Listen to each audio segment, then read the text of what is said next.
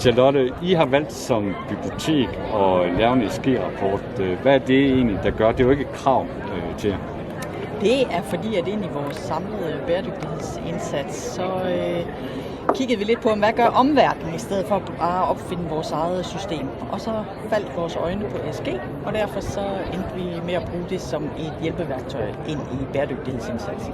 Følte du, det har været relevant i forhold til jeres organisation som en offentlig organisation?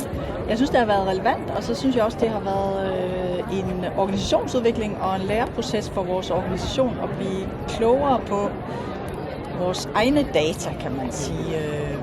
Det var vi ikke så systematiske med før.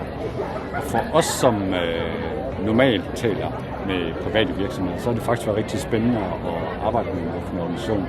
Også fordi man arbejder med bæredygtighed, synes jeg, på mange andre måder. Altså når det er bibliotek, så er det meget formidling, og meget omkring oplysning, men selvfølgelig også i forhold til at have styr på det grønne.